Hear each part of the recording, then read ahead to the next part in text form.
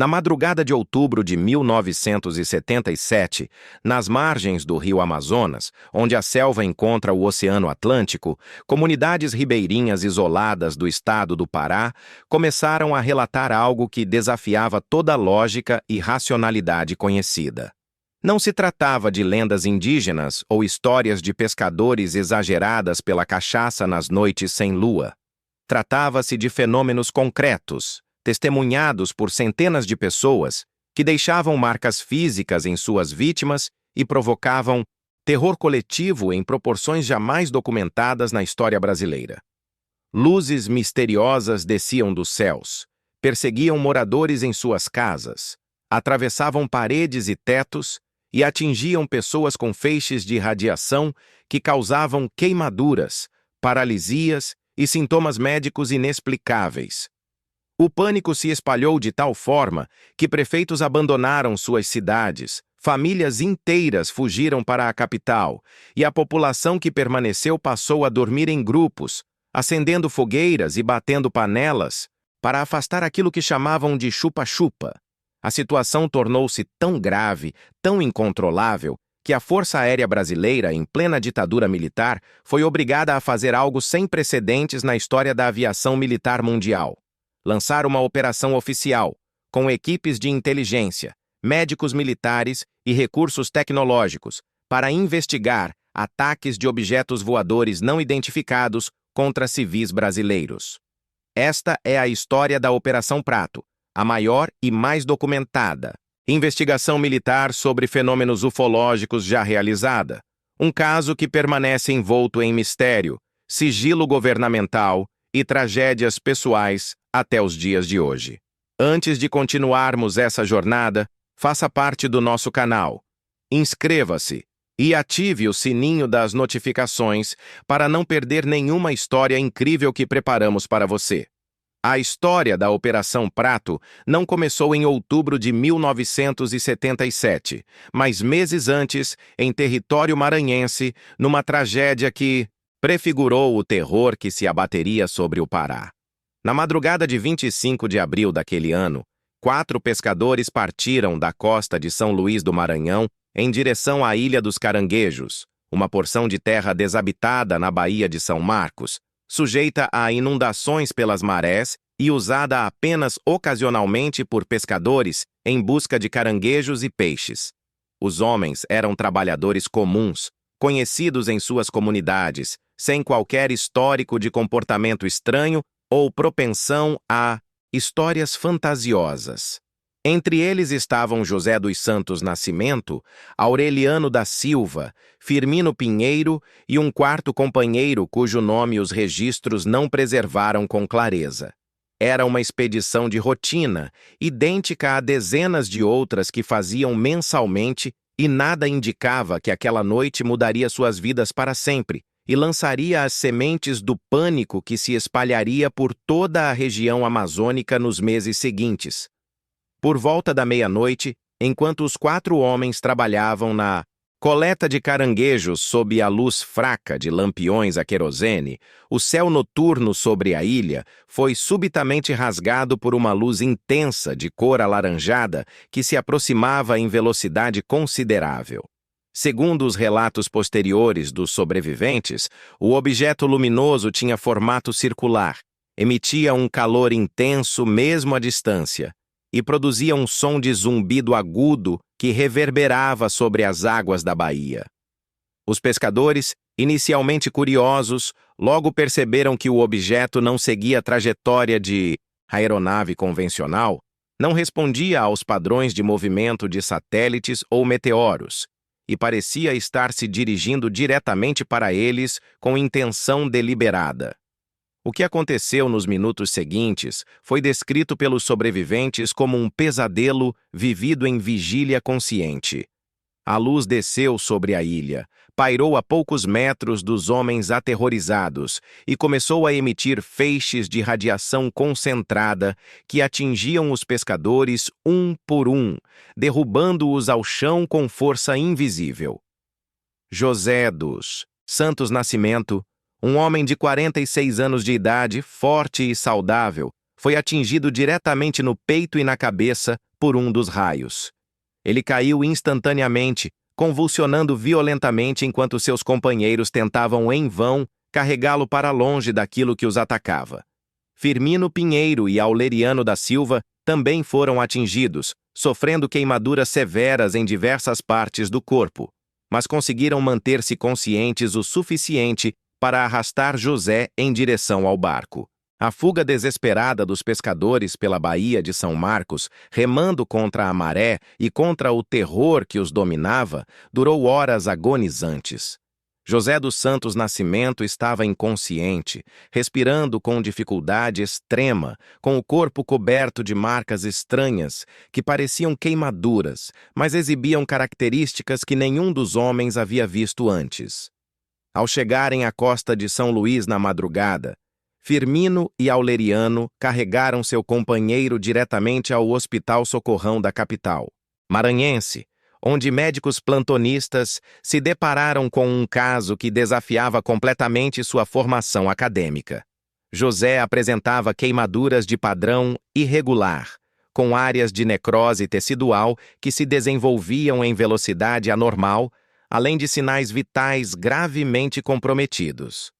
Os médicos trabalharam por horas tentando estabilizá-lo, mas José dos Santos Nascimento faleceu poucas horas após dar entrada no hospital. O Instituto Médico Legal do Maranhão, ao realizar a necropsia, determinou que a causa da morte havia sido hipertensão arterial que gerara um acidente vascular cerebral decorrente de choque emocional extremo. Os ferimentos de Firmino e Aureliano foram documentados em corpo de delito, confirmando a existência de lesões físicas reais, mas a natureza exata dessas lesões permaneceu sem explicação médica satisfatória. A imprensa maranhense, ainda não completamente domesticada pela censura da ditadura militar, quando se tratava de assuntos que não envolviam diretamente política, cobriu o caso com um destaque surpreendente. O jornal Pequeno, em 29 de abril de 1977, publicou manchete que dizia misterioso acontecimento na Ilha dos Caranguejos. O Estado do Maranhão, em 1º de maio, destacou que sobreviventes do mistério da Ilha dos Caranguejos estão incomunicáveis, sugerindo que as autoridades haviam isolado Firmino e Aureliano, possivelmente para interrogatórios ou para evitar que suas histórias se espalhassem e causassem pânico maior. O mesmo jornal, nos dias posteriores, continuou dando cobertura ao caso, registrando que equipes médicas haviam sido enviadas à ilha para realizar investigações no local, mas nenhum achado conclusivo foi divulgado publicamente.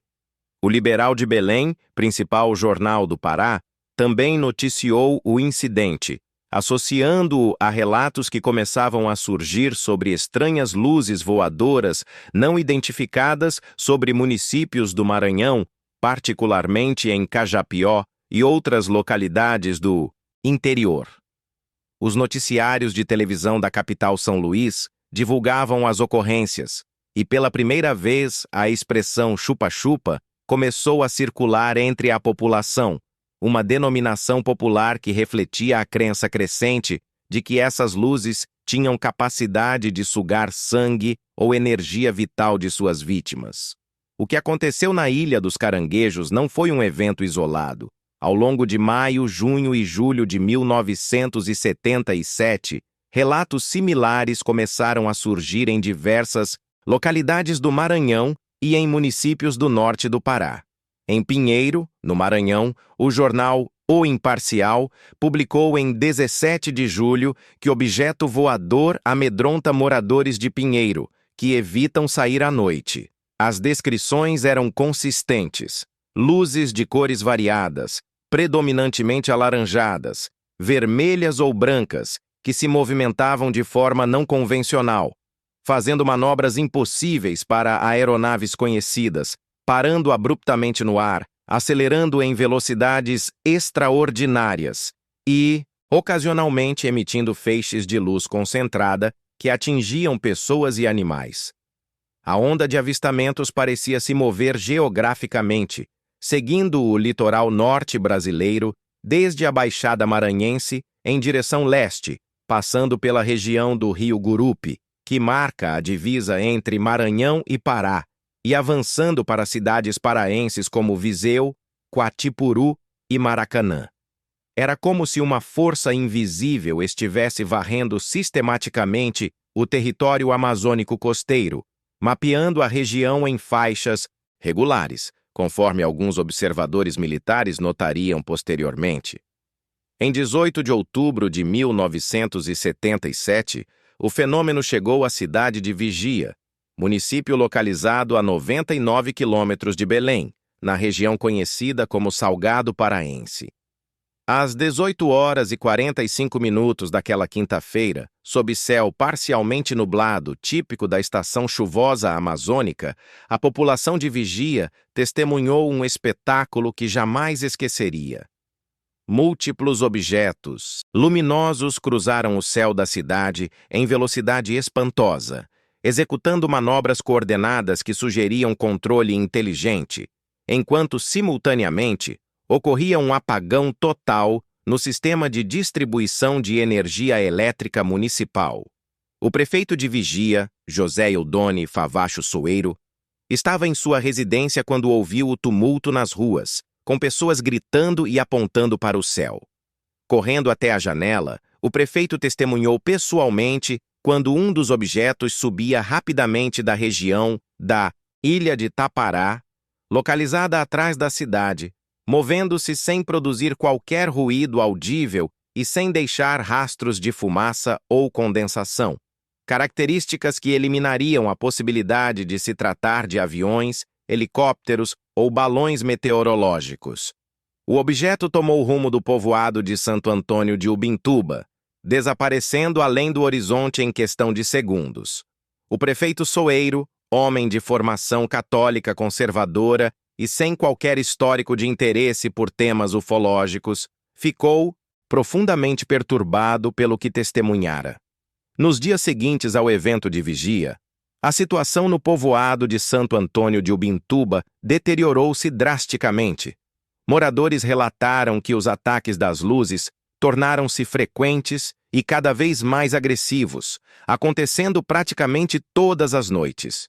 Pessoas eram atingidas em suas próprias casas, mesmo com portas e janelas fechadas, pois os feixes de luz pareciam ter capacidade de atravessar materiais sólidos como madeira e até mesmo alvenaria. O terror era tão intenso que famílias inteiras começaram a abandonar suas casas, fugindo para Belém ou para propriedades de parentes em outras regiões. O jornal A Província do Pará, em 20 de outubro de 1977, publicou reportagem dramática com o título Ubintuba pode ser abandonada, descrevendo o desespero que dominava a pequena comunidade ribeirinha. O prefeito Soeiro, consciente de que a situação havia ultrapassado completamente sua capacidade de resposta municipal, tomou uma decisão sem precedentes. Redigiu um ofício formal dirigido ao 1º Comando Aéreo Regional, o AICOMAR, órgão da Força Aérea Brasileira sediado em Belém, solicitando urgentemente providências militares para proteger a população sob sua responsabilidade. O ofício do prefeito foi explícito ao manifestar sua crença de que algo extraordinário estava acontecendo, que não se tratava de histeria coletiva ou superstição popular, e que intervenção das autoridades federais era absolutamente necessária.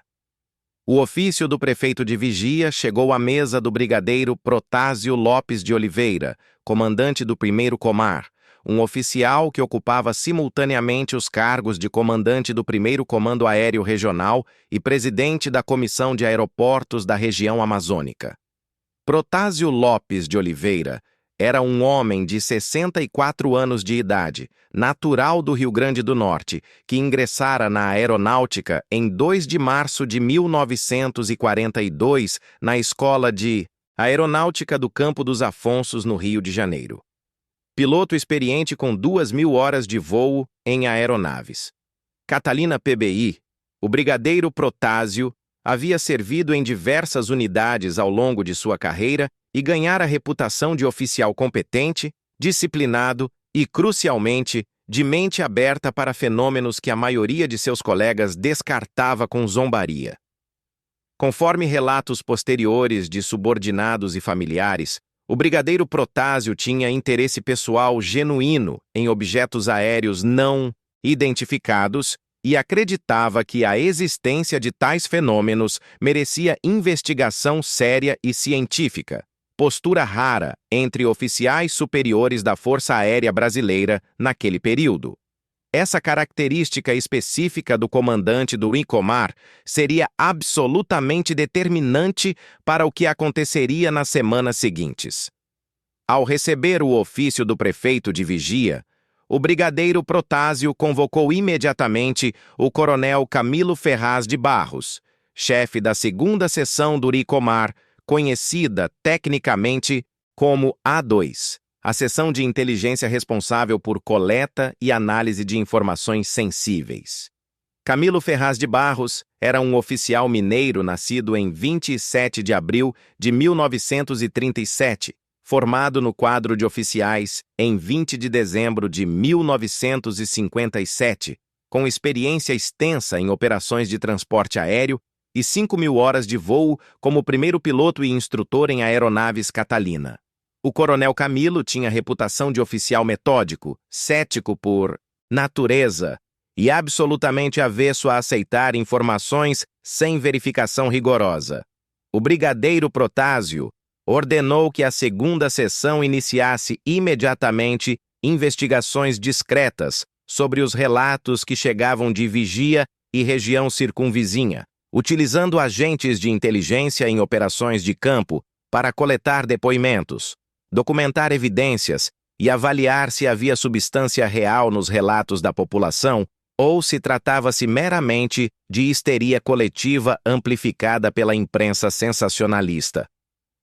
No Minnesota, dia 20 de outubro de 1977, uma equipe de 3 agentes da 2ª seção partiu de Belém em direção ao município de Santo Antônio do Tauá, distante cerca de 60 quilômetros da capital paraense. A equipe era formada pelo sargento João Flávio de Freitas Costa, coordenador que usava o codinome Ernesto, o sargento Moacir Neves de Almeida, com codinome Luciano, e o sargento Álvaro Pinto dos Santos, sob codinome Gualter. Os 3 homens viajavam em automóvel, descaracterizado, sem uniformes militares e sem armamento, seguindo protocolos padrão de operações de inteligência que exigiam discrição absoluta para evitar que a presença militar causasse pânico adicional ou influenciasse os depoimentos das testemunhas. Os sargentos tinham ordens claras: entrevistar moradores que alegavam ter sido atacados ou que haviam testemunhado os fenômenos, documentar lesões físicas caso existissem, coletar amostras se possível e reportar observações diretas caso presenciassem algo durante suas vigílias noturnas. O que nenhum dos 3 agentes esperava era que eles próprios se tornariam testemunhas oculares dos fenômenos que haviam sido enviados para investigar. Durante os primeiros dias de outubro, a equipe de agentes da 2ª seção coletou dezenas de depoimentos em Santo Antônio do Tauá, Vigia e povoados circunvizinhos. Os relatos eram surpreendentemente consistentes entre si, apesar de virem de pessoas que muitas vezes não se conheciam e viviam em localidades relativamente distantes umas das outras. As testemunhas descreviam objetos de formatos variados, alguns circulares ou esféricos, outros cilíndricos, alguns com aparência de disco achatado e, ocasionalmente, objetos de formato triangular ou retangular. As cores das luzes variavam, sendo mais frequentes as tonalidades alaranjadas, amarelas, vermelhas e brancas, com alguns relatos mencionando luzes verdes ou azuladas. O comportamento dos objetos era consistente: movimentação silenciosa ou acompanhada de zumbido leve, capacidade de parar abruptamente e permanecer estacionários no ar, acelerações súbitas a velocidades impossíveis para a tecnologia aeronáutica convencional e emissão ocasional de feixes de luz concentrada que atingiam pessoas, animais e ocasionalmente estruturas físicas. Os agentes militares, treinados em técnicas de interrogatório e detecção de inconsistências em depoimentos, não conseguiram identificar sinais de fabricação deliberada nas histórias que ouviam. As pessoas estavam genuinamente aterrorizadas, muitas demonstrando sintomas de trauma psicológico agudo, e as lesões físicas relatadas eram documentáveis e reais. Na noite de 23 de outubro de 1977, os 3 agentes da segunda seção estavam realizando vigília noturna em posição elevada, que oferecia visão ampla do céu sobre Santo Antônio do Tauá, quando, por volta das 22 horas, testemunharam pessoalmente a passagem de múltiplos corpos luminosos, não identificados em altura média, movendo-se em formação coordenada.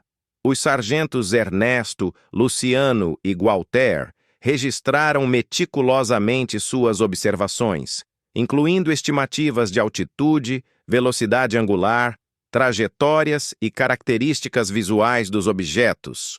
O relatório produzido pelo sargento João Flávio Costa descreveu que os objetos executavam manobras que desafiavam princípios conhecidos de aerodinâmica, incluindo mudanças de direção em ângulos agudos sem redução de velocidade, paradas instantâneas, seguidas de acelerações verticais e movimentos de pêndulo repetidos que não correspondiam a padrões de voo de qualquer aeronave militar ou civil em operação no Brasil ou no mundo.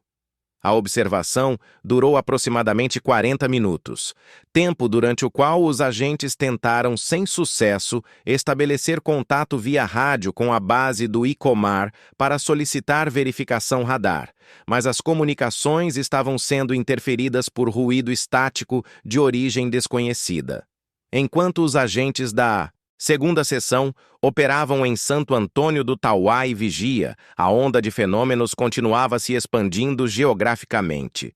No dia 1º de novembro de 1977, o fenômeno chegou à ilha de Colares, município insular localizado na foz da Baía do Marajó, separado do continente por estreito braço de água navegável por pequenas embarcações.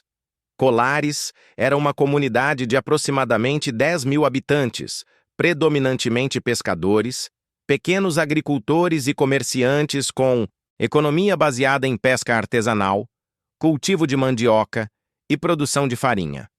A ilha tinha infraestrutura limitada, energia elétrica intermitente fornecida por geradores a diesel, uma única unidade sanitária de saúde, escola primária, igreja católica e pouquíssimas construções de alvenaria, com a maioria das residências sendo casas de madeira com telhados de palha ou zinco.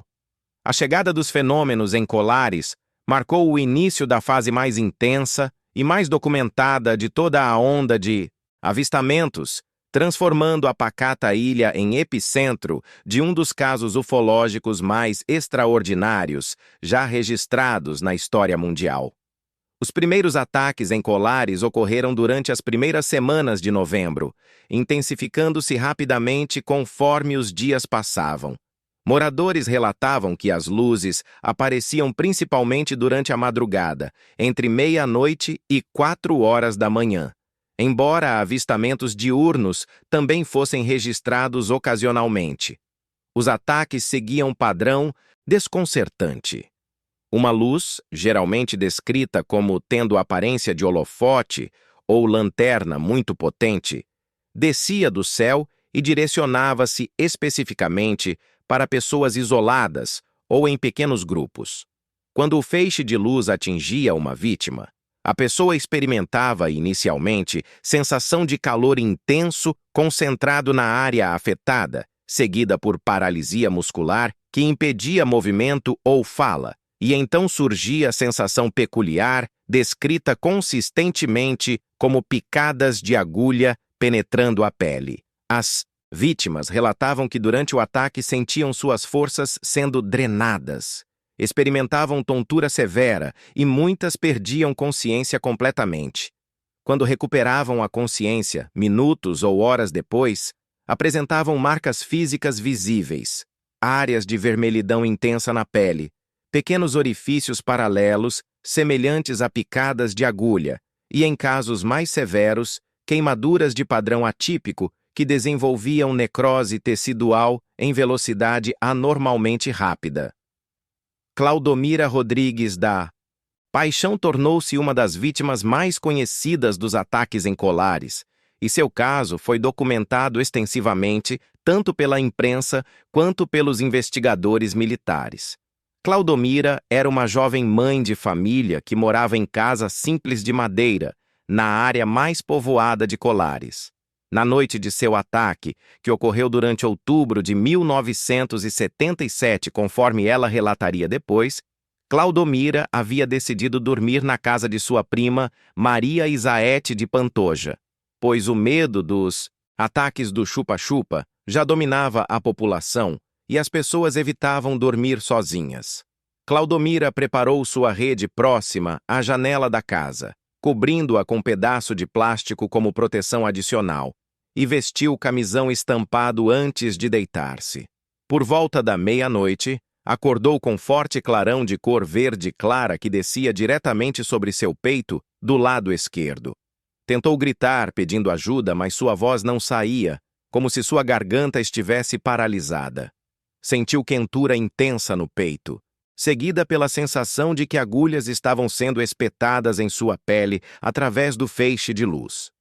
Depois de alguns segundos ou minutos, tempo que ela não conseguiu estimar com precisão devido ao estado de pânico absoluto, o foco de luz foi se recolhendo gradualmente, e apenas então, Claudomira percebeu que estava queimada.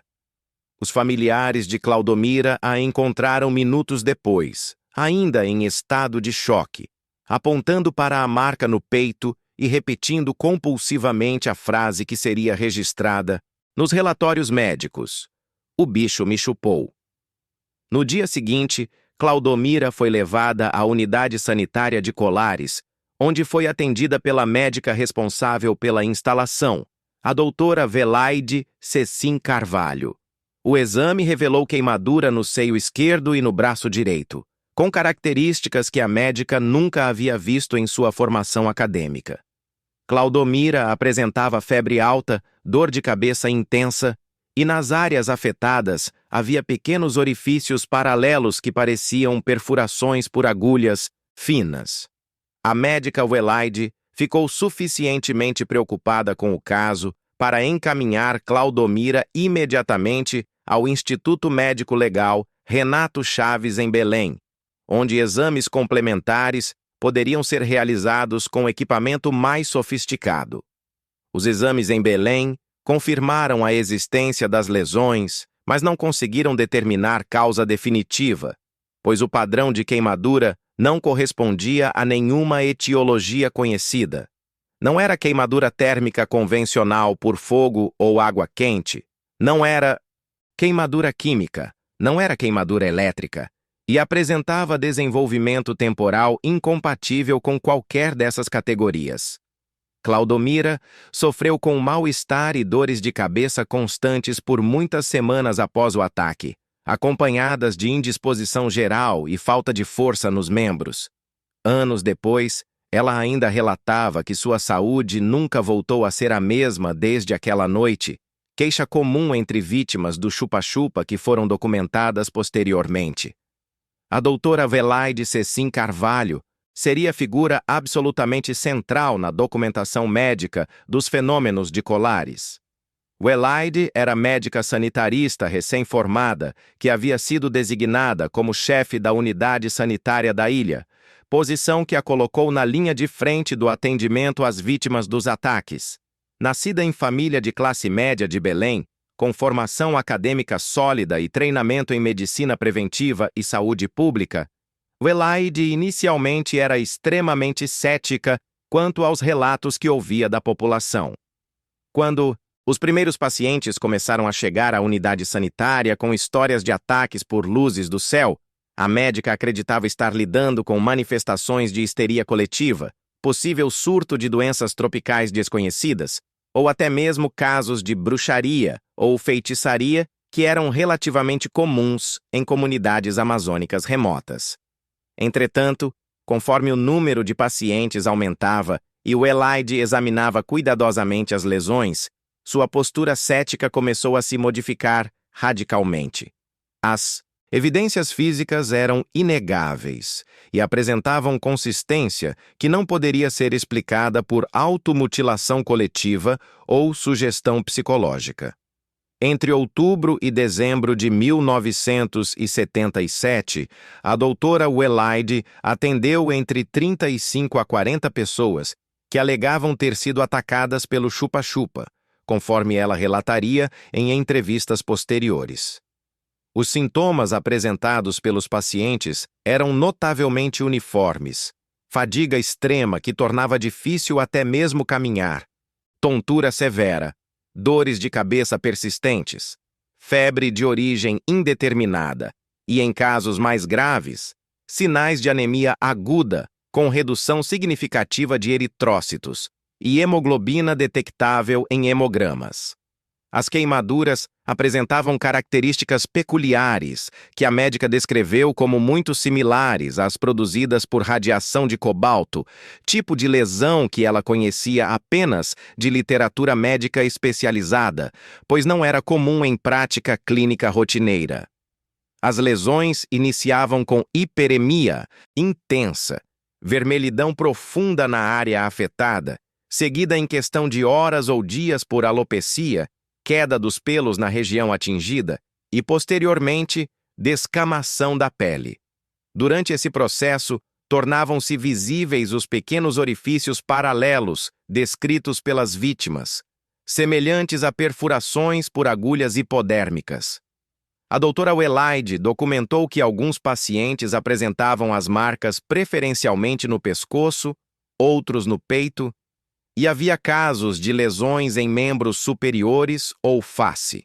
Curiosamente, as lesões apareciam mais frequentemente em mulheres do que em homens, observação que geraria especulação considerável sobre os possíveis padrões de seleção de alvos pelos fenômenos.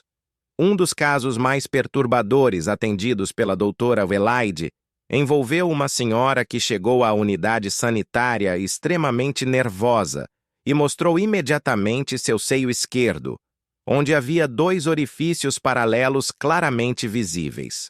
A paciente tinha histórico de problemas cardíacos, e o ataque havia provocado crise de ansiedade severa que poderia ter desencadeado evento cardíaco grave. A médica tratou a paciente com sedativos e analgésicos, monitorou seus sinais vitais por horas e documentou fotograficamente as lesões para eventual análise posterior. Outro caso memorável foi de uma moradora da vila de Genipaúba, povoado próximo a Colares, que foi atingida especificamente no pescoço por feixe de luz. As marcas eram idênticas às de outros casos: 2 orifícios paralelos, vermelhidão e desenvolvimento rápido de necrose, que normalmente levaria 72 horas para aparecer em queimaduras convencionais, mas que nestes casos surgia em minutos ou poucas horas. A doutora Welaide começou a manter registros meticulosos de cada caso, incluindo fotografias quando possível, amostras de sangue para análise e descrições detalhadas dos sintomas e evolução clínica. Estes registros seriam posteriormente incorporados aos arquivos da Operação Prato e constituiriam algumas das evidências médicas mais importantes associadas a qualquer caso ufológico na história mundial. Conforme os ataques se intensificavam e o número de vítimas crescia, o pânico em Colares atingiu proporções que ameaçavam o colapso completo da ordem social na ilha.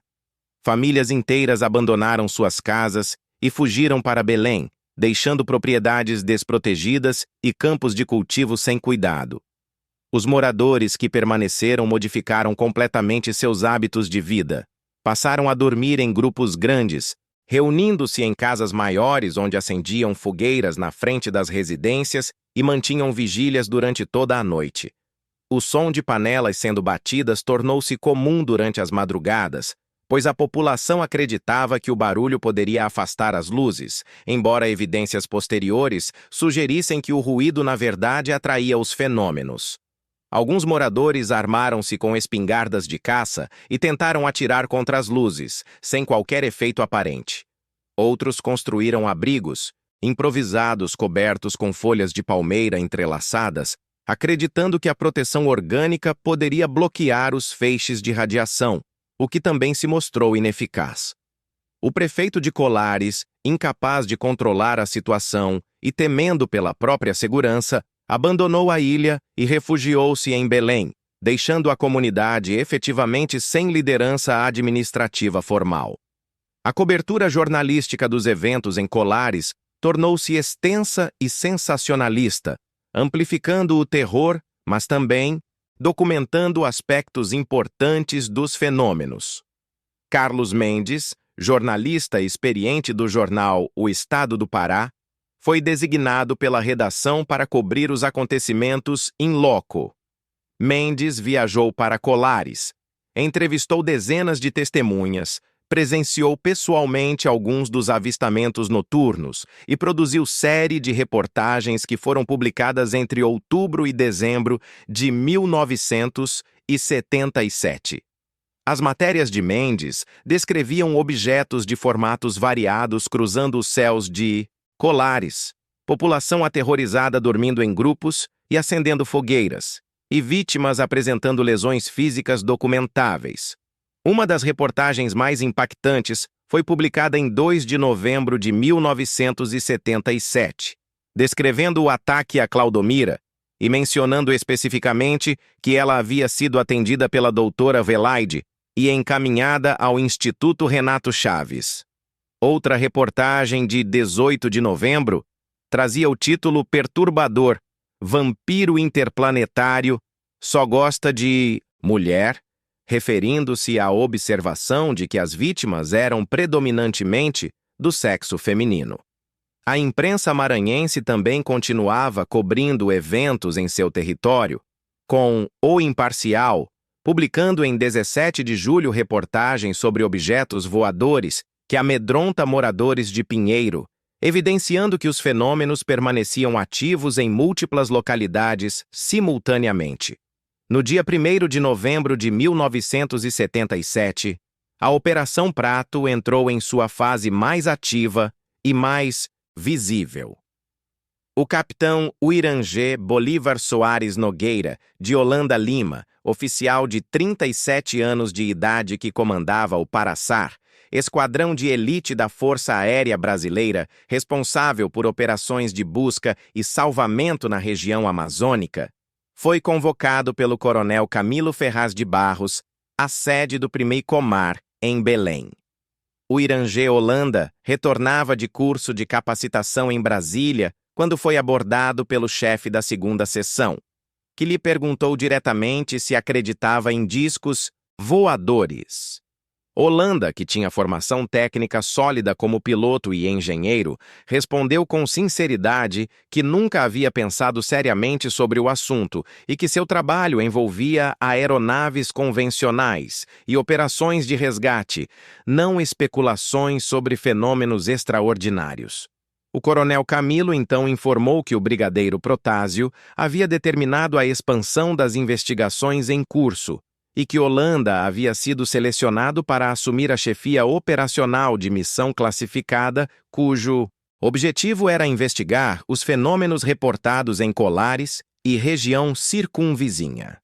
O Irangê Holanda aceitou a designação, inicialmente com ceticismo considerável, determinado a abordar a missão com metodologia científica rigorosa e provar que os relatos eram resultado de histeria coletiva, fenômenos naturais mal interpretados, ou possível operação psicológica conduzida por potência estrangeira.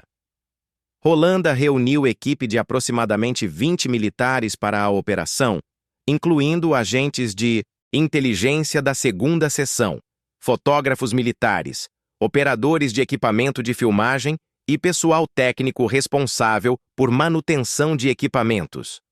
A equipe foi equipada com câmeras fotográficas, Nikon com lentes teleobjetivas, filmadoras Super 16mm, binóculos militares de alta qualidade, equipamento de comunicação via rádio e instrumentação básica para medições de campos eletromagnéticos e radiação. No mesmo dia 1º de novembro, juntaram-se à missão os oficiais Gonçalves e Custer e os sargentos Roberto e Dourado, que tripulavam o helicóptero Bell UH-1H, que seria usado para experimento idealizado pelo coronel Camilo. A ideia era fazer o helicóptero sobrevoar Colares durante a noite para verificar se a população confundiria a aeronave com as luzes voadoras relatadas. O experimento foi executado e resultou em reconhecimento claro pela população da natureza da aeronave militar, sem qualquer confusão com os fenômenos, eliminando a hipótese de que os avistamentos fossem identificações errôneas de aeronaves convencionais. Aquele 1º de novembro foi o dia de maior contingente militar registrado na documentação da Operação Prato, com o chefe da 2ª seção, o chefe da operação, equipe de 3 sargentos da 2ª seção e os 4 tripulantes do helicóptero presentes simultaneamente em Colares. Durante as primeiras semanas de novembro, a equipe do capitão Rolanda estabeleceu base de operações na sede do município de Colares, onde montou central de comando improvisada e começou o trabalho sistemático de coleta de depoimentos durante o dia e vigílias de observação durante a noite. Os agentes entrevistaram centenas de testemunhas, documentando meticulosamente cada relato, classificando avistamentos por data, hora, localização, características visuais dos objetos e comportamentos observados. Rolanda implementou o sistema de registro padronizado, onde cada observação recebia número de identificação único e era catalogada em documento oficial intitulado Registros de Observações de OVNI. Paralelamente, o sargento João Flávio Costa produziu documento complementar chamado Resumo Sintético Cronológico, que compilava todas as observações em ordem temporal, incluindo avistamentos de satélites artificiais conhecidos para efeito de comparação e calibração das capacidades de observação das testemunhas. Durante as vigílias noturnas, as equipes se posicionavam em locais estratégicos com visão ampla do céu e das áreas habitadas, equipadas com câmeras preparadas para fotografia noturna e filmadoras carregadas com filme sensível a baixa luminosidade. As primeiras noites de observação confirmaram que os fenômenos eram reais e observáveis. Luzes de cores variadas cruzavam o céu regularmente, executando manobras que desafiavam explicação convencional. Na noite de 22 de novembro de 1977, ocorreu um dos episódios mais significativos de toda a Operação Prato. O sargento João Flávio Costa, da 2ª Seção, acompanhado pelo piloto civil Ubiratã Pinon Frias e 2 acompanhantes civis, realizou vigília noturna na Baía do Sol, localizada na Ilha do Mosqueiro, com visão clara da Ilha de Colares e da Ponta do Machadinho. Entre meia-noite e as primeiras horas da madrugada, o grupo testemunhou série de manobras aéreas que o sargento Flávio descreveu como impressionantes em relatório detalhado, posteriormente encaminhado ao ICOMAR. Os objetos observados executavam movimentos coordenados, formações geométricas precisas, acelerações e desacelerações instantâneas, e ocasionalmente pareciam responder a sinais luminosos emitidos pelo grupo, como se houvesse consciência ou inteligência controlando seus movimentos. As observações foram lançadas no documento Registros de Observações de OVNI, sob números 39, 40 e 41, tornando-se parte do acervo oficial da operação. O sargento Flávio produziria ao menos 15 relatórios adicionais desse tipo, chamados de extras, entre 1977 e 1978, documentando observações que aconteciam fora do escopo oficial das missões planejadas, mas que ele considerava importantes para a compreensão completa dos fenômenos. No dia 25 de novembro de 1977, iniciou-se a segunda fase oficial da Operação Prato, que duraria apenas 11 dias, até 5 de dezembro. Esta fase envolveu participação direta de oficial do Centro de Informações de Segurança da Aeronáutica, o CISA, vindo especialmente de Brasília, ligando assim o gabinete do ministro da Aeronáutica diretamente à operação em curso. A presença de oficial do CISA indicava que os eventos em Colares haviam atraído atenção no mais alto nível da hierarquia militar aeronáutica e que havia preocupação com possíveis implicações para a segurança nacional.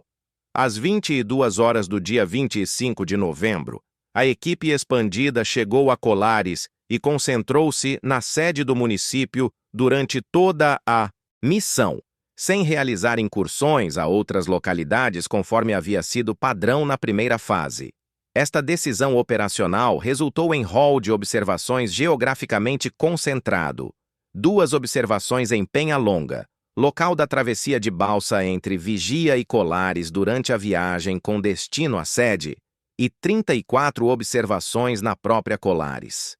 A equipe coletou série extensa de relatos de informantes, mas desta vez tratava-se predominantemente de observações de corpos luminosos sem ataques, de raios ou manifestações do fenômeno chupa-chupa, sugerindo possível mudança no padrão de atividade dos fenômenos ou que a presença militar mais ostensiva estava modificando o comportamento dos objetos.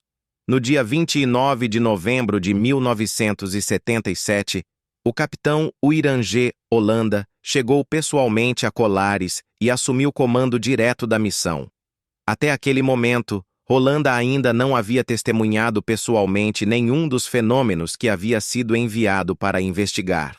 Tinha visto fotografias tiradas por sua equipe, havia lido dezenas de relatórios de observação, havia entrevistado testemunhas cuja sinceridade parecia inquestionável, mas pessoalmente apenas havia visto luzes distantes que podiam ser explicadas como aeronaves convencionais, satélites artificiais ou fenômenos astronômicos naturais.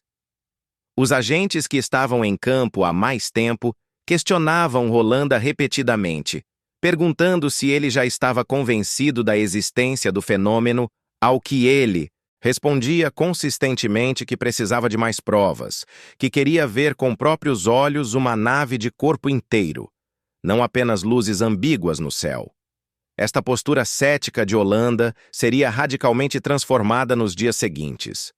Na noite de 5 de dezembro de 1977, o capitão Uirangê Holanda e o sargento João Flávio Costa estavam realizando patrulha de observação em embarcação no rio Guajará-Mirim, afluente do Amazonas que corre próximo a Belém, quando testemunharam algo que mudaria completamente a perspectiva de Holanda sobre toda a investigação.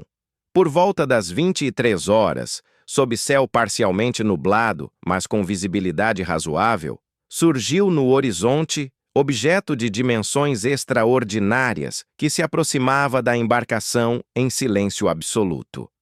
Holanda descreveria posteriormente que o objeto tinha formato semelhante à bola de futebol americano, grande e pontuda, com comprimento estimado em aproximadamente 100 metros, dimensão que tornaria o objeto maior do que qualquer aeronave em operação no Brasil naquele período. A cor predominante era metálica, com reflexos que variavam conforme o objeto se movia, e havia luzes em sua superfície que piscavam em padrões aparentemente regulares. O objeto pairou a aproximadamente 70 metros de distância da embarcação onde estavam Holanda e Costa, altitude estimada em 200 metros acima do rio, permanecendo completamente estacionário por período de vários minutos, enquanto os 2 militares fotografavam e filmavam freneticamente com todo o equipamento disponível.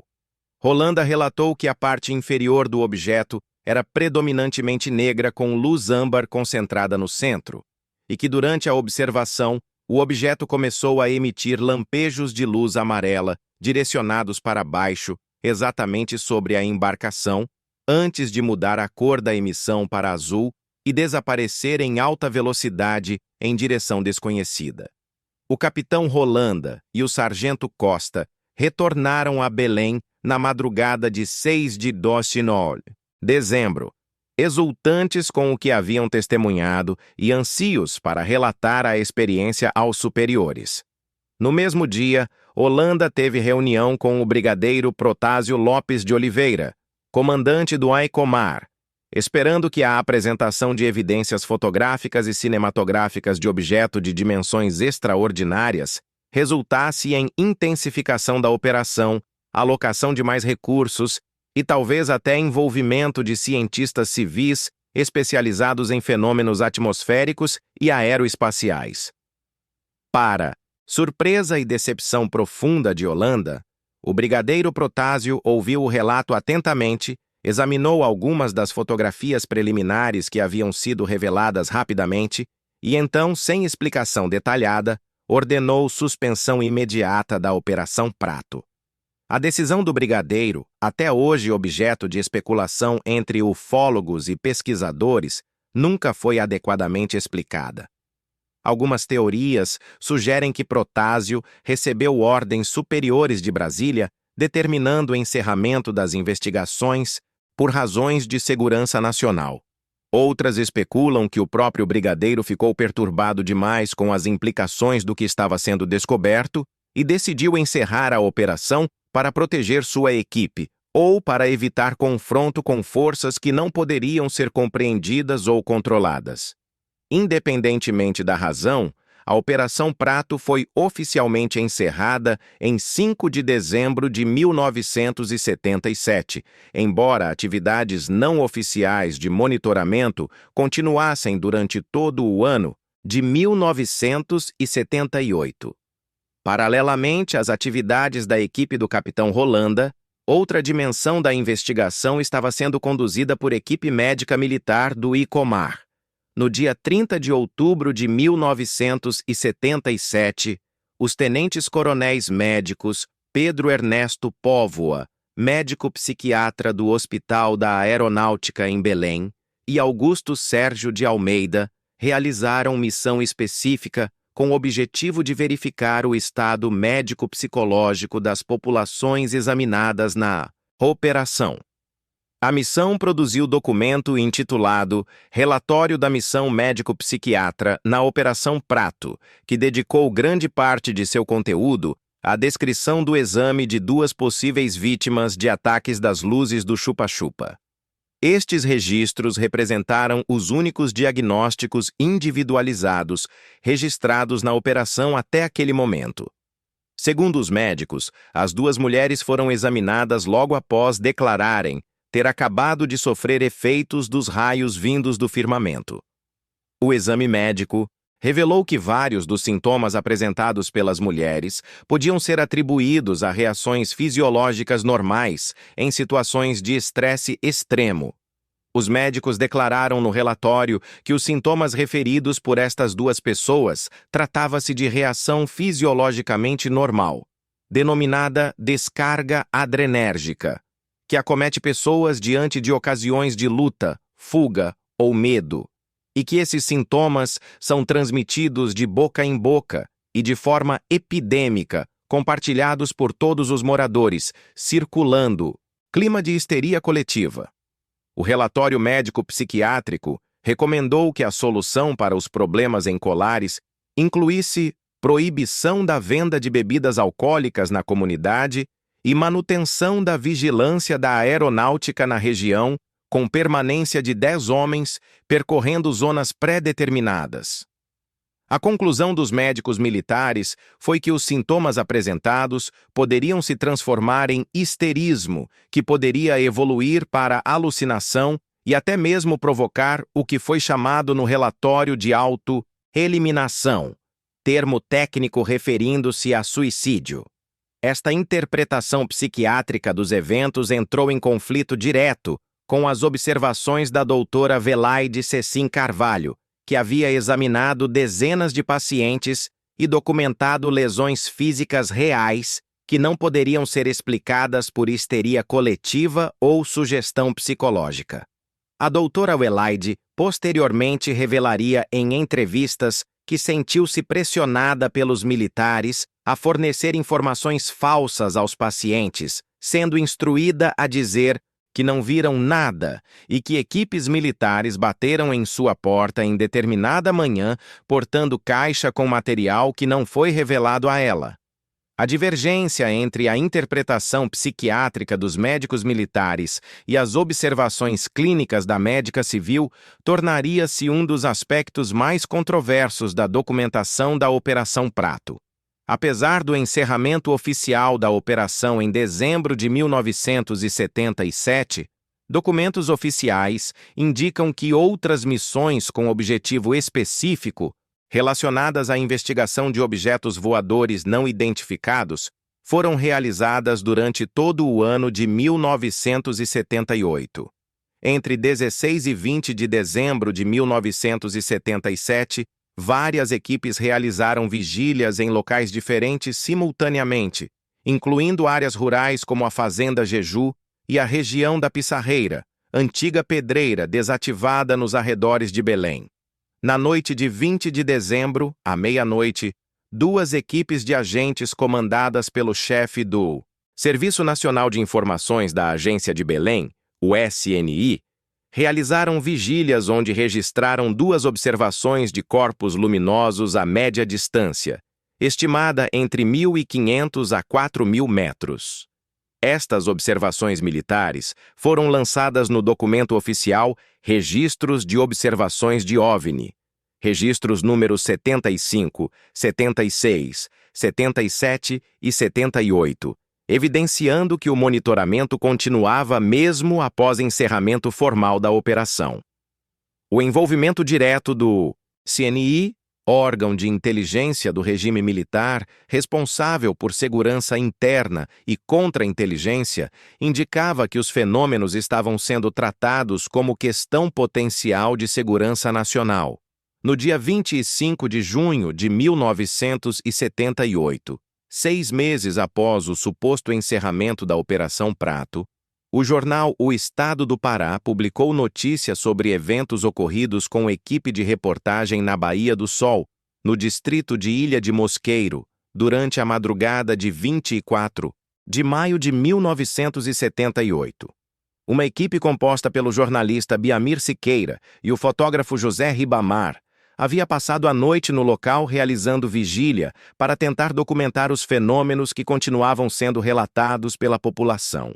Por volta das 3 horas da madrugada, os jornalistas estavam abrigados dentro do automóvel devido à chuva quando o foco de luz despertou ambos. Ao saírem do veículo para observar, viram que foco de luz em forma de tubo com cerca de 10 polegadas de diâmetro era dirigido do alto sobre o teto do carro, ultrapassando a chapa metálica como se o material sólido fosse transparente. O feixe de luz penetrou o interior do automóvel, atravessou os bancos e iluminou o interior por vários segundos antes de desaparecer abruptamente. Os jornalistas conseguiram fotografar o fenômeno e as imagens foram publicadas juntamente com a reportagem, mostrando claramente o feixe de luz atravessando a estrutura metálica do veículo. Este incidente demonstrava que os fenômenos permaneciam ativos meses após o encerramento oficial da operação militar e que continuavam exibindo características que desafiavam compreensão física convencional. A coletânea completa dos registros de observações realizadas pelos agentes da segunda seção, pelos informantes civis e informantes militares, registrados nos documentos Resumo Sintético Cronológico e Registros de Observações de OVNI, incluíam observações além do período clássico da Operação Prato, estendendo-se até novembro de 1978. O primeiro documento era conjunto total de observações, incluindo satélites artificiais, cometas e outros fenômenos astronômicos conhecidos para efeito de comparação. O segundo era extrato particular dos objetos observados considerados relevantes e não identificados. A análise estatística destes documentos revelaria posteriormente que foram documentadas centenas de observações individuais, com picos de atividade ocorrendo durante as primeiras horas da madrugada, entre meia-noite e 4 horas, e com distribuição geográfica concentrada em região costeira, mas estendendo-se para o interior ao longo de rios principais. Os objetos observados variavam em tamanho desde pequenas luzes esféricas até estruturas enormes de dezenas de metros de comprimento. Executavam velocidades estimadas, desde movimentos lentos, comparáveis a helicópteros, até acelerações que os faziam desaparecer da visão em fração de segundo, e ocasionalmente pareciam responder a sinais luminosos ou tentativas de comunicação dos observadores. O acervo documental completo da Operação Prato, conforme posteriormente liberado em parte ao público, compunha-se de documentos oficiais produzidos pela Força Aérea Brasileira, documentos do Serviço Nacional de Informações, liberados pelo Gabinete de Segurança Institucional da Presidência da República, todos sob guarda do Arquivo Nacional, e centenas de páginas de documentos complementares, incluindo mapas, croquis, fotografias, depoimentos de testemunhas e análises técnicas. O material fotográfico incluía mais de 500 fotografias de objetos não identificados, embora a qualidade variasse consideravelmente, dependendo de condições de iluminação, distância do objeto e capacidade técnica do fotógrafo. As filmagens totalizavam aproximadamente 16 horas de material em Super 16 mm, mostrando objetos luminosos em movimento, manobras aéreas não convencionais e, ocasionalmente, interações aparentes entre múltiplos objetos. Entretanto, a maior parte deste material fotográfico e cinematográfico nunca foi liberada ao público, permanecendo classificada ou desaparecida em circunstâncias não esclarecidas. Em 1997, 20 anos após os eventos, ocorreria desenvolvimento dramático que reacenderia interesse público na Operação Prato e geraria controvérsia que persiste até hoje. Em agosto daquele ano, o jornalista e ufólogo Ademar José Gevaerd, editor da revista UFO, recebeu telefonema inesperado do coronel reformado Uirangê Rolanda, que se identificou e manifestou desejo de conceder entrevista sobre sua participação na operação. Gevaerd, reconhecendo a importância histórica extraordinária da oportunidade, imediatamente coordenou com o coeditor da revista Marco Antônio Petit, e ambos viajaram até Cabo Frio, na região dos Lagos Fluminense, onde Holanda residia após a aposentadoria. Durante 2 dias, Holanda concedeu entrevista extensa que foi gravada em áudio e posteriormente transcrita e publicada nas edições 54 e 55 da revista UFO, de outubro e novembro de 1997. A entrevista seria posteriormente traduzida para vários idiomas e tornaria-se documento fundamental para pesquisadores internacionais do fenômeno ufológico. Na entrevista com Gevaerd e Petit, Holanda fez revelações que contradiziam diretamente o relatório oficial da Operação Prato e apresentavam versão dramaticamente diferente do que havia sido documentado nos arquivos militares. Holanda afirmou que ele e sua equipe não apenas haviam observado objetos luminosos distantes, mas haviam testemunhado naves de corpo sólido a curta distância, haviam sido deliberadamente sobrevoados por alguns destes objetos, e que os fenômenos demonstravam claramente comportamento inteligente e intencional.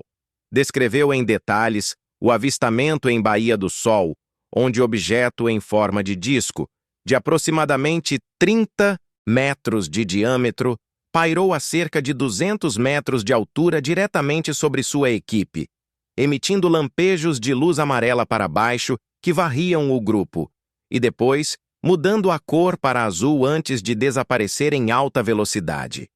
Holanda revelou que havia produzido relatório completo com aproximadamente 2.000 folhas de documentação, 500 fotografias e 16 horas de filmagem, que foi encaminhado a Brasília para análise pelo Ministério da Aeronáutica, e que este material nunca foi devolvido ao INCOMAR nem tornado público. Afirmou que acreditava firmemente que os objetos observados eram de origem extraterrestre, que exibiam tecnologia muito além das capacidades humanas da época, e que a decisão de encerrar a operação viera de níveis muito superiores da hierarquia militar, possivelmente envolvendo pressões políticas ou ordens de manter sigilo absoluto sobre descobertas que poderiam causar pânico generalizado se divulgadas publicamente. No dia 7 de setembro de 1997, o coronel Holanda realizou única conferência pública sobre a Operação Prato durante evento promovido pela Associação Fluminense de Estudos Ufológicos, a AFEL, no Rio de Janeiro. Durante 2 horas, Holanda falou para a audiência de pesquisadores, jornalistas e interessados no tema, repetindo muitas das revelações feitas na entrevista à revista UFO e acrescentando detalhes adicionais sobre observações específicas, procedimentos operacionais da missão e suas conclusões pessoais sobre a natureza dos fenômenos. Holanda descreveu que os objetos pareciam seguir padrão sistemático de mapeamento da região amazônica, cobrindo o espaço aéreo brasileiro e a região amazônica em faixas, como fazemos em fotografia aérea, sugerindo que havia propósito definido por trás dos fenômenos e não meros avistamentos aleatórios. Em dezembro de 1997, Holanda participaria do primeiro Fórum Mundial de Ufologia realizado em Brasília, onde repetiria suas declarações para audiência ainda maior, consolidando sua posição como testemunha-chave mais importante da Operação Prato. No dia 2 de outubro de 1997, apenas 2 meses após conceder a entrevista explosiva à revista UFO, e poucas semanas após sua conferência pública no Rio de Janeiro, o coronel Uirangê Bolivar Soares Nogueira de Holanda Lima foi encontrado morto em sua residência em Cabo Frio. A causa oficial da morte foi suicídio por enforcamento com a corda de seu próprio roupão. A notícia chocou a comunidade ufológica brasileira e internacional, gerando imediatamente teorias de conspiração, sugerindo que Holanda havia sido assassinado por revelar informações classificadas sobre a Operação Prato. Alguns ufólogos alegaram que Holanda havia recebido visitas de pessoas misteriosas nos dias anteriores à sua morte, supostamente agentes de inteligência interessados em silenciá-lo. Outros especularam que Holanda não havia realmente morrido, mas forjado sua morte para mudar de identidade e deixar o Brasil, escapando de perseguição governamental. Entretanto, investigações posteriores conduzidas por ufólogos sérios como o próprio Ademar Guevaerd revelaram que Holanda havia sofrido tentativa anterior de suicídio antes de conceder as entrevistas, indicando que lutava com depressão severa, possivelmente relacionada ao trauma de suas experiências durante a Operação Prato e à frustração de ter sido impedido de completar a investigação. Guevaerd afirmou publicamente que Holanda não sofreu qualquer forma de pressão ou censura por parte da FAB ao revelar a verdade sobre a operação, e que as teorias de assassinato não tinham fundamento factual sólido. A morte trágica de Holanda privou a pesquisa ufológica de testemunha inestimável e encerrou possibilidade de esclarecimentos adicionais sobre aspectos ainda obscuros da operação. Entre os anos 2004 e 2008, ocorreram desenvolvimentos importantes quanto à liberação de documentos relacionados à Operação Prato. Em maio de 2004, após pressões persistentes de ufólogos brasileiros liderados por Ademar Guevaerd, a Força Aérea Brasileira realizou reunião sem precedentes entre generais de alto escalão e representantes da comunidade ufológica civil. Durante a reunião, a FAB concordou em iniciar processo gradual de desclassificação de arquivos relacionados a objetos aéreos não identificados, incluindo documentos da Operação Prato. Entre 2004 e 2008, parte substancial do material documental foi transferida ao Arquivo Nacional e tornado disponível para consulta pública. Os documentos liberados incluíam relatórios de missão, depoimentos de testemunhas, registros de observações, análises técnicas e correspondências entre unidades militares.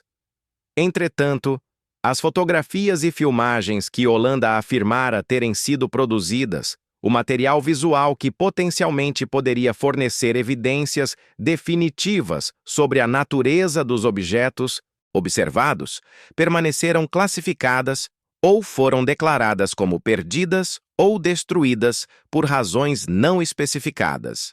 A FAB afirmou oficialmente que todo o material disponível sobre objetos voadores não identificados havia sido encaminhado ao Arquivo Nacional e que não dispunha de profissionais especializados para realizar investigações científicas ou emitir pareceres sobre este tipo de fenômeno aéreo.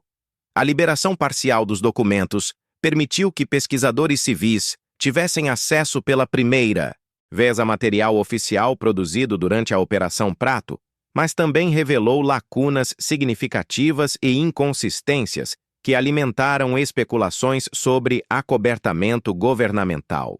Do total de 753 relatórios sobre objetos voadores não identificados disponibilizados pelo Arquivo Nacional, cobrindo o período de 63 anos entre 1952 e 2015, apenas 6 diziam respeito especificamente à Operação Prato. Os documentos disponíveis cobriam o período de 2 de setembro de 1977 a 28 de novembro de 1978 e englobavam 15 municípios do interior do Pará, mas representavam, segundo ufólogos experientes, apenas ponta do iceberg do material completo que deveria existir.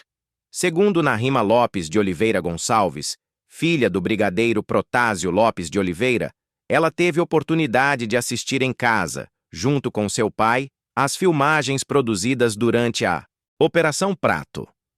Em entrevista concedida à revista UFO em 2013, Narima revelou que seu pai sempre acreditou em vida extraterrestre, que levava os vídeos produzidos pela equipe militar para assistir em casa e que ela mesma viu filmagens mostrando objetos extraordinários, incluindo o que ela descreveu como nave-mãe pairando sobre o rio Amazonas. Outro ufólogo mencionou ter visto filmagem mostrando o objeto submergindo nas águas do rio Tapajós em plena luz do dia, demonstrando que pelo menos algumas pessoas fora do ambiente militar oficial tiveram acesso ao material visual classificado. As consequências de longo prazo da Operação Prato sobre as comunidades afetadas foram profundas e duradouras. Em Colares, a memória coletiva dos eventos tornou-se parte integral da identidade cultural da ilha, coexistindo com tradições ribeirinhas ancestrais e práticas religiosas católicas tradicionais. Estudos antropológicos posteriores, realizados por pesquisadores como Felipe Sendas, de Paula Fernandes, Marialva Carlos Barbosa, Juscelio Mauro de Mendonça Pantoja e Manuel Vitor Barbosa Neto, revelaram que a experiência da Operação Prato passou a compor o mosaico cultural da região, representando conflito entre cosmologia nativa e cosmologia não nativa, expressando também conflito entre modernização da comunidade e sua tradição ribeirinha. A presença dos objetos voadores não identificados na composição identitária de Colares reflete processo de reconfiguração desta identidade em constante transformação, incorporando elementos de tecnologia extraterrestre em narrativas que anteriormente incluíam apenas entidades espirituais indígenas, santos católicos e lendas amazônicas tradicionais. Para muitos moradores mais velhos de Colares, os eventos de 1977 e 78 permanecem experiências traumáticas nunca completamente superadas, enquanto gerações mais jovens cresceram ouvindo histórias que transformaram aquele período em parte da mitologia local. A doutora Welaide Cecim Carvalho continuou sua carreira médica após os eventos de Colares, tornando-se médica sanitarista, psiquiatra, dirigente hospitalar e, eventualmente, diretora do Departamento de Programas Espaciais da Secretaria Municipal de Saúde de Belém. Em entrevistas concedidas décadas após 1977, Welaide manteve firmemente suas observações clínicas de que as lesões apresentadas pelas vítimas eram reais, documentáveis e não explicáveis por histeria coletiva ou automutilação. Afirmou que examinou centenas de vítimas, que 2 pessoas morreram em decorrência dos ataques, embora os atestados de óbito oficial indicassem causa de morte desconhecida, e que até hoje não tem explicação médica satisfatória para o padrão específico de queimaduras com necrose rápida e pequenos orifícios paralelos observados consistentemente. Welaide também confirmou que foi pressionada por militares a minimizar a gravidade dos casos e a não alarmar a população, mas que sua responsabilidade como médica exigia que documentasse honestamente o que estava observando. Curiosamente, a própria doutora Welaide relatou ter sido sobrevoada por objeto cilíndrico quando retornava do trabalho em Colares durante o auge da onda de ataques, mas afirmou que não sofreu qualquer lesão ou efeito físico do encontro, diferentemente de seus pacientes. A comunidade ufológica nacional e internacional considera a Operação Prato como um dos casos mais importantes e mais bem documentados de interação entre objetos voadores não identificados e população civil na história mundial.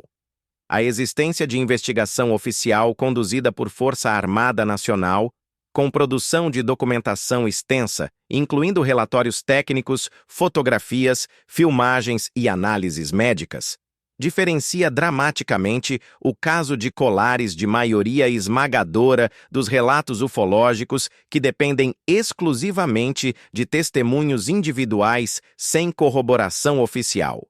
A consistência dos relatos entre centenas de testemunhas independentes, a documentação médica de lesões físicas reais por profissional qualificada e o testemunho posterior do oficial militar responsável pela investigação criaram um corpo de evidências que continua desafiando explicações convencionais décadas após os eventos.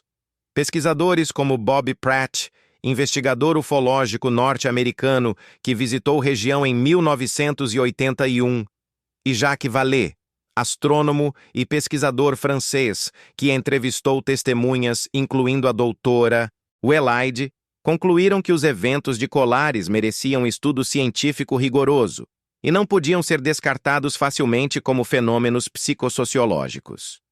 Teorias alternativas sobre a natureza dos fenômenos observados durante a Operação Prato abrangem espectro amplo de possibilidades. A interpretação mais comum na comunidade ufológica é que os objetos eram de origem extraterrestre, possivelmente conduzindo operação de mapeamento ou estudo da região amazônica, com interesse específico em população humana local, resultando em ataques que podem ter sido experimentos científicos, coletas de amostras biológicas ou efeitos colaterais não intencionais de tecnologia incompreendida. Hipótese alternativa menos popular sugere que os fenômenos poderiam estar relacionados à operação militar secreta conduzida por potência estrangeira, possivelmente Estados Unidos ou União Soviética, testando armamento exótico ou tecnologia de controle psicológico sobre população isolada, embora esta teoria enfrente dificuldade em explicar capacidades de voo observadas que excediam dramaticamente tecnologia aeronáutica conhecida da época. Outra linha de interpretação, defendida por minoria de pesquisadores, propõe que os fenômenos tinham origem terrestre, mas natureza não convencional, possivelmente relacionados a anomalias geofísicas, descargas elétricas atmosféricas de tipo não catalogado ou fenômenos de plasma natural que a ciência ainda não compreende completamente. A hipótese psicossociológica, favorecida por céticos e pelos médicos psiquiatras militares que participaram da investigação, argumenta que os eventos representaram um caso massivo de histeria coletiva, amplificada por cobertura sensacionalista da imprensa, onde sintomas fisiológicos reais foram produzidos por estresse psicológico extremo e sugestão coletiva. Embora esta interpretação tenha dificuldade em explicar observações realizadas por militares treinados, fotografias aparentemente autênticas e lesões físicas documentadas por médica qualificada. A Operação Prato continua gerando interesse e pesquisa até os dias atuais. Em 2024, o podcast investigativo Operação Prato, produção da Globo dirigida por Ivan Mizanzuki, com a apresentação de Andrei Fernandes, trouxe renovado interesse público ao caso, através de série de 8 episódios que incluíram mais de 30 entrevistas com pesquisadores, jornalistas, familiares de militares participantes da operação e sobreviventes dos ataques que nunca haviam sido ouvidos anteriormente. A série em áudio reconstruiu eventos a partir de depoimentos diretos, apresentou análises de documentos declassificados e explorou hipóteses sobre natureza dos fenômenos. A repercussão do podcast demonstrou que interesse público no caso permanece intenso quase 50 anos após os eventos originais. Em 2024, a série documental Investigação Alienígena, disponível na plataforma Netflix e apresentada pelo jornalista norte-americano George Knapp, conhecido por tornar pública a história da Área 51 nos Estados Unidos, dedicou episódio inteiro intitulado Ligação com o Brasil ao caso Colares, trazendo o assunto para a audiência internacional massiva e reacendendo debates sobre significado histórico da Operação Prato no contexto global de estudos ufológicos. A morte de Carmen Vale, em 2024, aos 94 anos de idade, marcou o fim de era para a memória viva da Operação Prato. Carmen, agricultora moradora da comunidade do Ariri, em Colares, foi uma das principais testemunhas da época e havia relatado ter sido uma das pessoas afetadas pelas luzes misteriosas. Segundo sua família, ela era a última testemunha viva dos relatos históricos, permanecendo lúcida até poucos dias antes de sofrer acidente vascular cerebral que a levou à morte.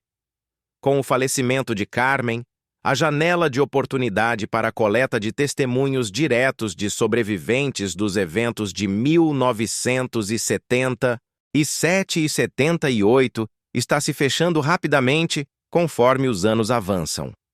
Todos os militares que participaram diretamente da Operação Prato já faleceram, incluindo figuras centrais como o brigadeiro Protásio Lopes de Oliveira, que morreu em 2003, o coronel Camilo Ferraz de Barros e, naturalmente, o coronel Uirangê Holanda, cuja morte prematura, em 1997, privou pesquisadores de décadas potenciais de esclarecimentos adicionais.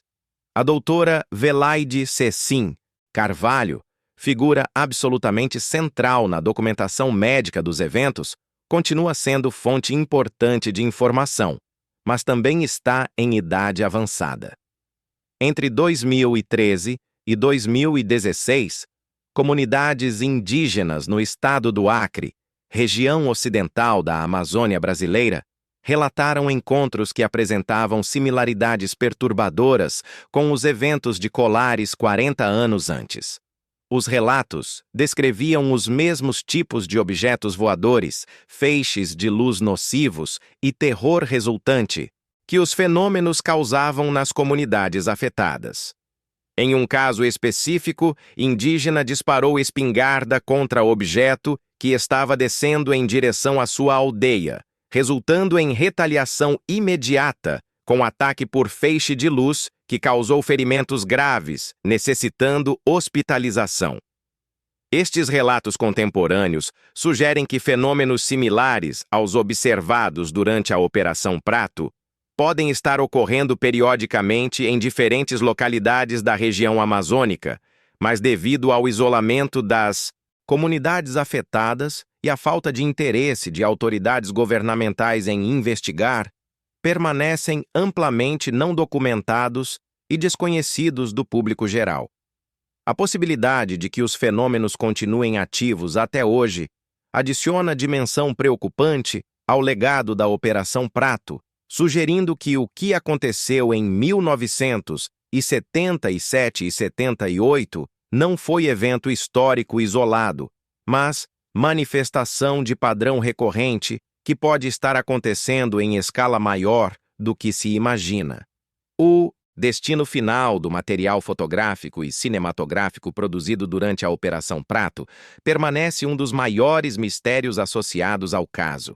Segundo o coronel Rolanda, aproximadamente 500 fotografias e 16 horas de filmagem foram produzidas documentando objetos não identificados, suas manobras e, ocasionalmente, suas interações com população e meio ambiente. Este material, se preservado e analisado com tecnologia moderna de processamento de imagem, análise espectral e inteligência artificial, poderia potencialmente fornecer informações extraordinárias sobre natureza física dos objetos, suas capacidades tecnológicas e possivelmente até pistas sobre suas origens.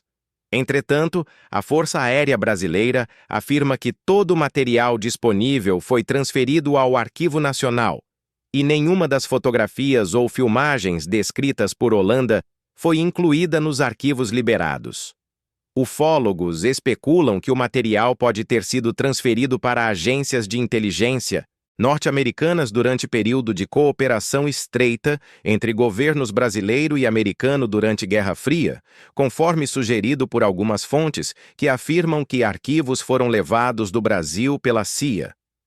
Outra possibilidade é que material permaneça em arquivos classificados da FAB ou de órgãos sucessores do SNI, aguardando eventual desclassificação futura quando autoridades governamentais considerarem apropriado revelar informações completas. A questão de por que a Operação Prato foi encerrada abruptamente em dezembro de 1977 permanece objeto de especulação e debate. A explicação oficial nunca foi fornecida de forma satisfatória. O brigadeiro Protásio Lopes de Oliveira, único oficial com autoridade para ordenar encerramento de operação daquela magnitude, morreu em 2003 sem ter esclarecido publicamente suas razões. Teorias incluem possibilidade de que Protásio recebeu ordens diretas de Brasília, de níveis muito superiores da hierarquia militar ou mesmo do governo civil da ditadura, determinando cessação imediata das investigações por razões de segurança nacional não especificadas. Outra possibilidade é que próprio brigadeiro ficou perturbado demais com implicações do que estava sendo descoberto, temendo que continuação da operação pudesse levar a confrontos diretos com forças que não poderiam ser compreendidas ou controladas, com resultados potencialmente catastróficos para a população civil e para pessoal militar envolvido. Alguns ufólogos especulam que Protásio pode ter recebido comunicação direta dos responsáveis pelos objetos, advertindo-o de que interferência militar não seria tolerada e que a operação deveria cessar imediatamente, embora não exista evidência documental apoiando esta teoria. O coronel Rolanda expressou em suas entrevistas finais profunda frustração com o encerramento prematuro da operação, sentindo que estava prestes a fazer descobertas fundamentais quando foi forçado a suspender investigações. O impacto psicológico sobre população de Colares e municípios circunvizinhos durante e após os eventos de 1977 e 78 foi severo e de longa duração. Relatórios documentam que pessoas desenvolveram transtornos de ansiedade, depressão, insônia crônica e, em casos extremos, manifestações de transtorno de estresse pós-traumático, comparáveis aos observados em sobreviventes de combate militar ou desastres naturais catastróficos. Crianças que presenciaram ataques ou foram afetadas indiretamente pelo terror de seus pais desenvolveram medos noturnos persistentes, relutância em sair de casa após escurecer e, em alguns casos, regressão comportamental. Economicamente, comunidades afetadas sofreram declínio significativo devido ao êxodo de famílias que abandonaram suas propriedades e migraram permanentemente para áreas urbanas, resultando em terras agrícolas abandonadas, redes de pesca não utilizadas e desintegração parcial de estruturas sociais tradicionais. A confiança da população em autoridades governamentais foi severamente abalada pela percepção de que nem as forças militares conseguiram protegê-los efetivamente dos ataques e pela suspeita generalizada de que o governo estava escondendo verdade sobre a natureza dos fenômenos. Décadas após os eventos, estas feridas psicológicas e sociais ainda são detectáveis em estudos antropológicos e sociológicos realizados nas comunidades afetadas. A importância histórica da Operação Prato transcende limites da ufologia e toca questões fundamentais sobre transparência governamental, direitos dos cidadãos à informação e responsabilidades do Estado em proteger população contra ameaças não convencionais. O fato de que Força Aérea Brasileira conduziu investigação oficial de fenômenos que majoritariamente descartava publicamente como inexistentes ou irrelevantes revela contradição profunda entre políticas públicas declaradas e ações governamentais reais. A manutenção de sigilo sobre material fotográfico e cinematográfico, a classificação de documentos por décadas e a aparente supressão de informações que poderiam ser de interesse público legítimo levantam questões sobre até que ponto governos têm direito de ocultar informações de seus cidadãos sob pretexto de segurança nacional. A Operação Prato demonstra que, quando confrontadas com fenômenos que desafiam paradigmas estabelecidos de compreensão científica e tecnológica, instituições governamentais tendem a responder com segredo e negação em vez de transparência e engajamento científico aberto, padrão observado repetidamente em casos similares em outros países ao redor do mundo. Do ponto de vista científico, os eventos documentados durante a Operação Prato apresentam desafios extraordinários para a explicação através de modelos físicos convencionais. Os objetos observados exibiam capacidades que violavam princípios estabelecidos de aerodinâmica, termodinâmica e física de propulsão conhecidos em 1977, ou mesmo décadas depois. Acelerações instantâneas de velocidade zero a velocidades que faziam objetos desaparecerem da visão em frações de segundo implicariam forças G que destruiriam qualquer estrutura material conhecida e pulverizariam quaisquer ocupantes biológicos. Paradas abruptas de alta velocidade para repouso completo, sem fase de desaceleração observável, violariam conservação de momentum.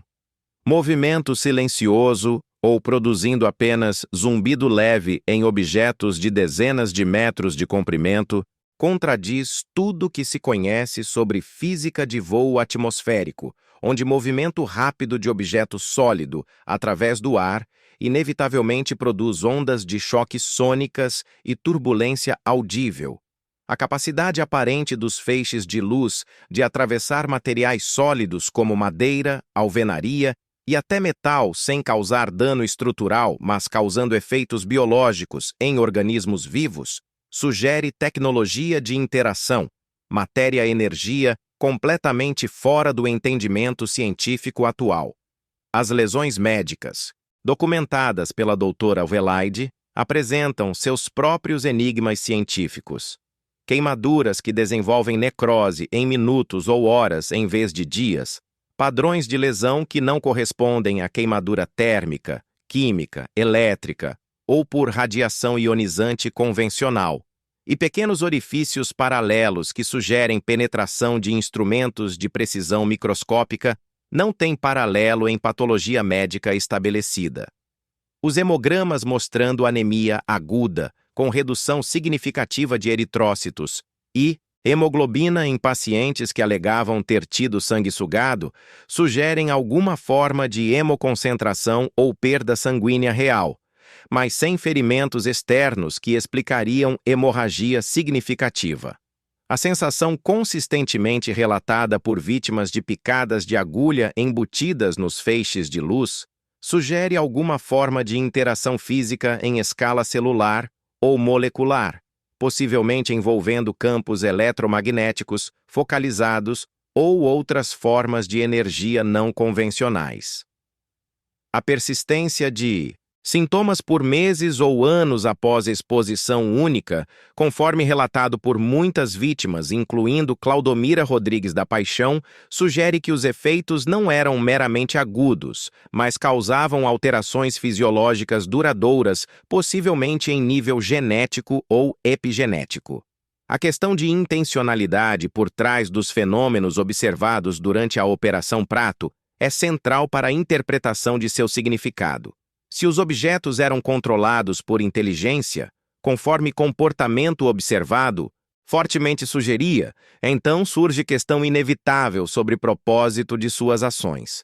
Os ataques a civis parecem ter seguido padrões específicos, ocorriam predominantemente durante madrugada, alvos eram frequentemente pessoas isoladas ou em pequenos grupos, vítimas eram mais frequentemente mulheres do que homens, e ataques concentravam-se em áreas corporais específicas, particularmente pescoço e peito.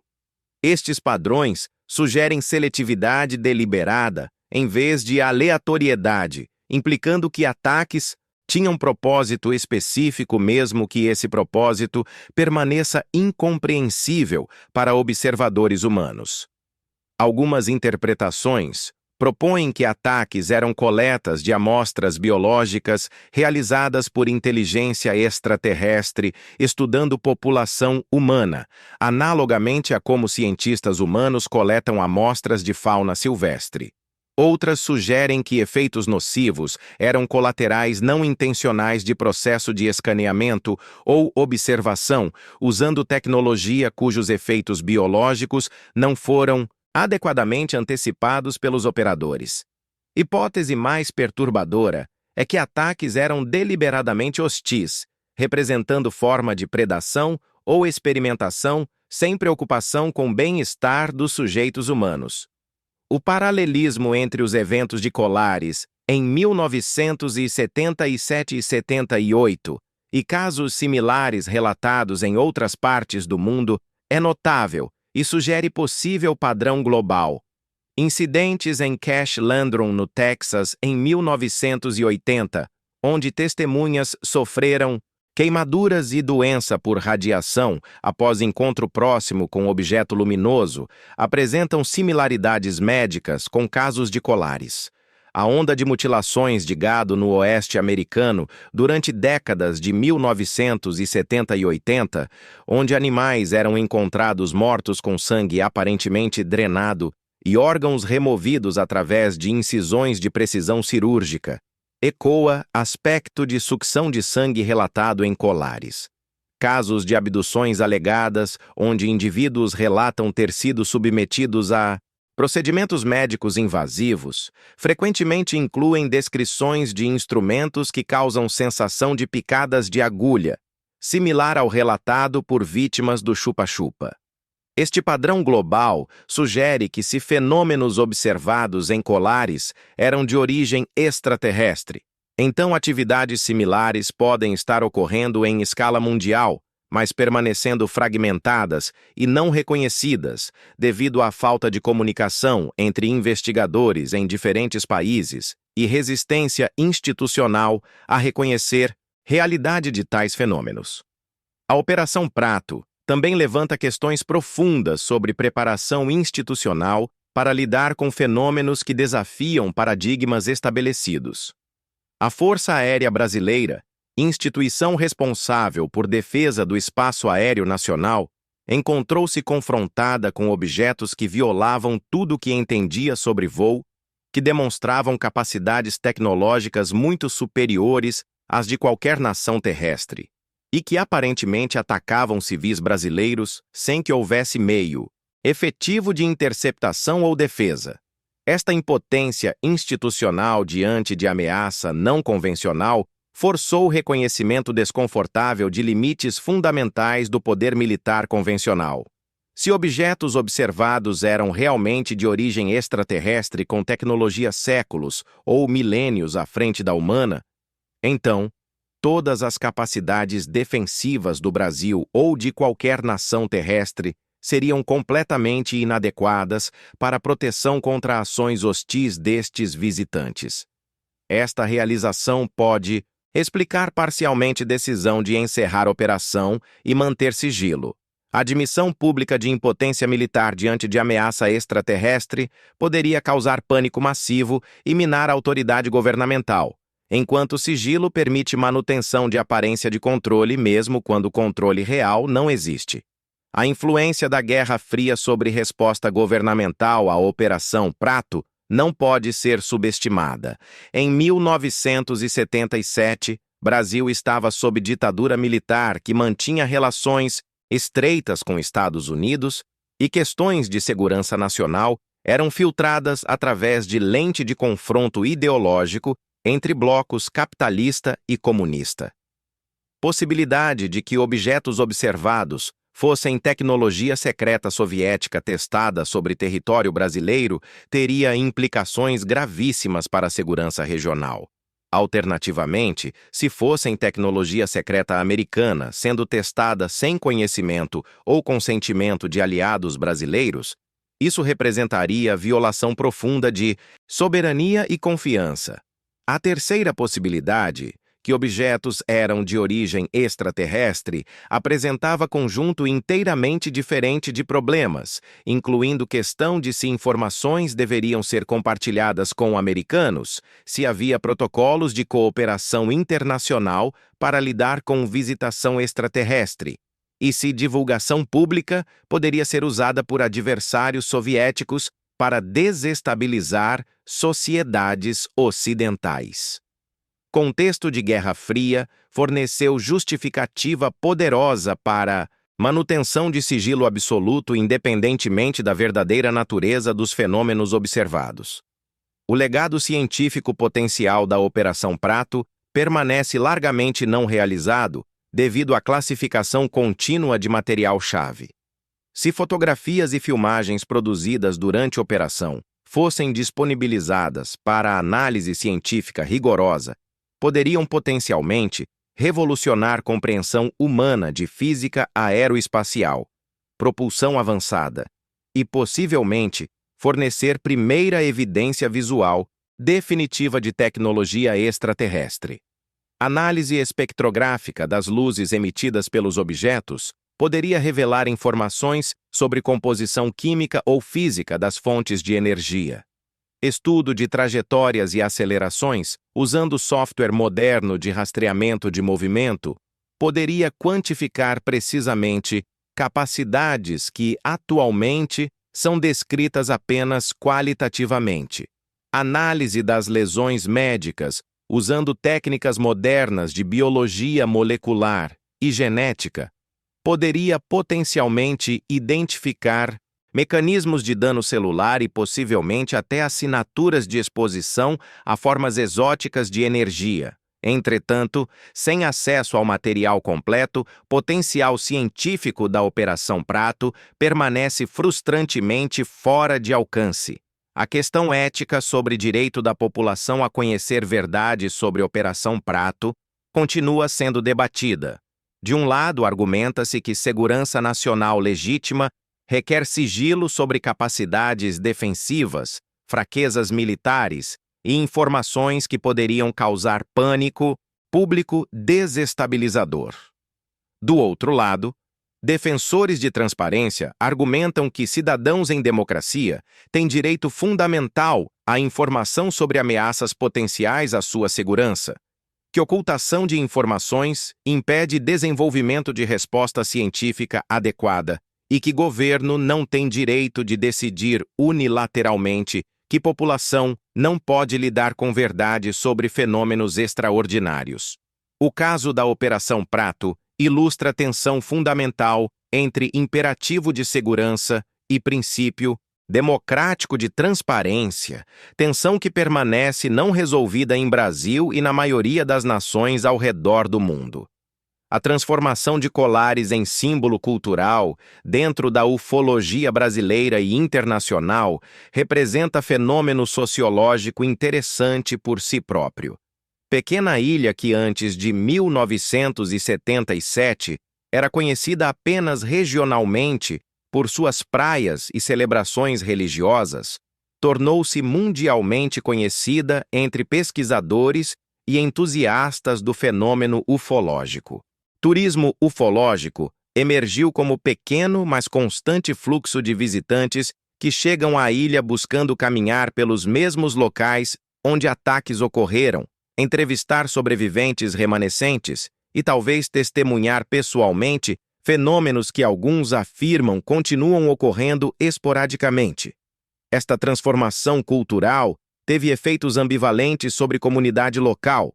Enquanto alguns residentes abraçaram identidade ufológica como fonte de orgulho e eventual benefício econômico, outros sentem que trauma genuíno de suas experiências foi trivializado e transformado em espetáculo para consumo de forasteiros curiosos. A mercantilização de memória coletiva de trauma representa dilema ético que Colares compartilha com outros locais de eventos extraordinários ao redor do mundo. Inscreva-se e ative o sininho das notificações para não perder nenhuma história incrível que preparamos para você. Até a próxima história!